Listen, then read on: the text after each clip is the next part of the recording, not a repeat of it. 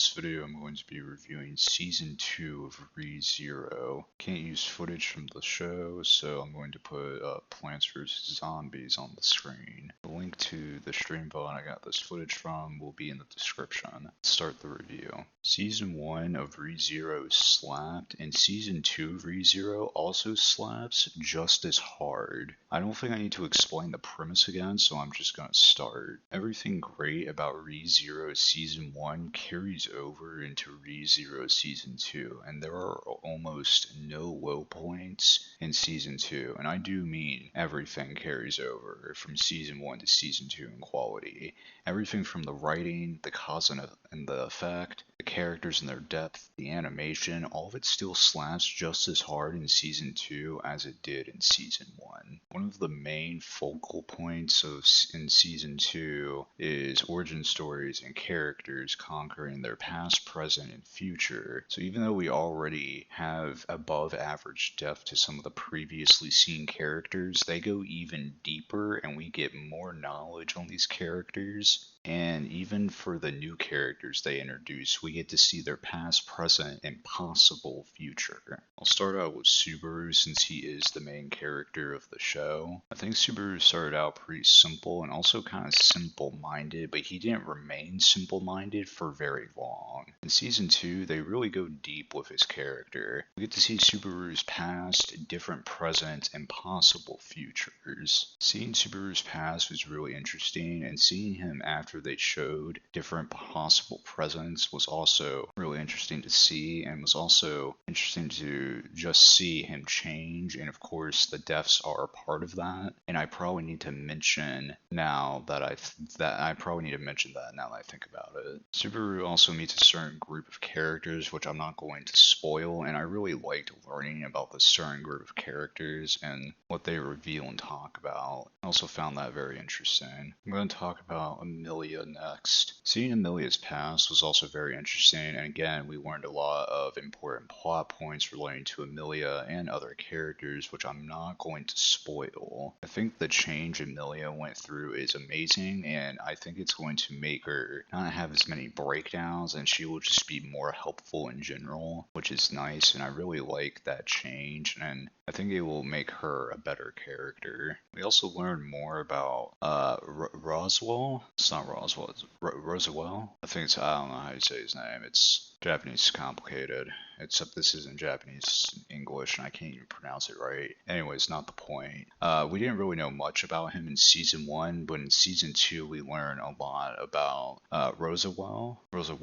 And again, we learned important plot points relating to him and other characters, and it was really interesting, and I really like that they gave more depth to him in Season 2, because in Season 1 we barely knew anything about the guy. Something I want to mention is that Subaru is having to win over a lot of characters in Season 2, and helps them to get over things that they cling to and have been clinging to for several years. It never feels undeserved when Subaru wins a character over and convinces them to not cling to whatever it is as much, and it doesn't feel undeserved because of the journey Subaru takes to learn what it is they're clinging to and why, and then convinces them to not cling to that thing as much. Another thing I want to mention is that there's not as many problems to solve in Season 2, and there's only 2 settings, or I guess 3 settings, but I don't know if you really count a certain setting as a setting. But anyways, I don't think it's a bad thing at all, because as I talked about earlier, they use all this free time to make the characters deeper and explore their origin stories and past. So I think it's perfectly fine that they don't have as many problems and as many settings. Something I want to reiterate is that the cause and effect in Season 2 slaps just as hard as it did in Season 1. Through Subaru's return by death ability, you get to see so many different sides to all of these characters and all of these different interactions with all these characters, and of course the only memories they keep are the ones in the timeline where Subaru doesn't die, but you as the viewer obviously keep all the information, and the cause and effect and the learning of the new information and seeing the different sides sides of the characters just worked so well. I just wanted to reassure you, the viewer, that the cause and effect in Season 2 slaps just as hard as it did in Season 1. A random positive point I want to make is that Subaru doesn't have nearly as many overly emotionally charged interactions with other characters, which is great because I found that annoying, and for that to be nonsensical considering Subaru's IQ, like coming up with plans and how he should interact with other characters to get certain things to happen. This also leads to a negative point I have about Season 2, and this is the only negative point I have about Season 2.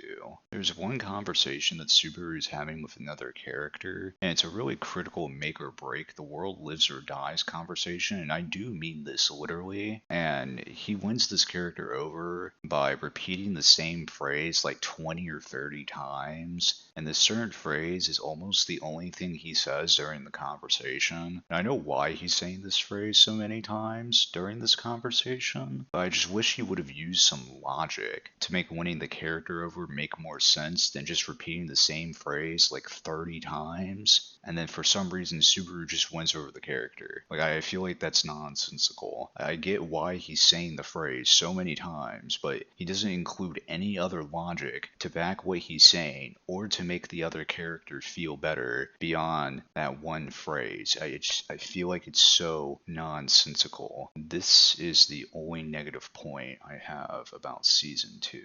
Another positive point I want to mention is that most of the dramatic moments in Season 2 are done well, and there are not very many dramatic moments that I think were not done well in Season 2, and I just wanted to mention that real quick. I almost forgot to mention that the action is not the main selling point of this show, and is very scarce, but when there is action, it is pretty good action. I'm giving the action in Season 2 of ReZero a positive point. Overall, Season 2 of ReZero slapped, and I really enjoyed it, and there was at no point between Season 1 or Season 2 that I got bored of ReZero, so that was really nice, and the quality between Season 1 and Season 2 is high, and the quality, as I said earlier, carries over in Season 2, which is just amazing. I'm giving Season 2 of ReZero a 4 out of 5. I'm excited for Season 3 of ReZero whenever that comes out. That's about it. See ya.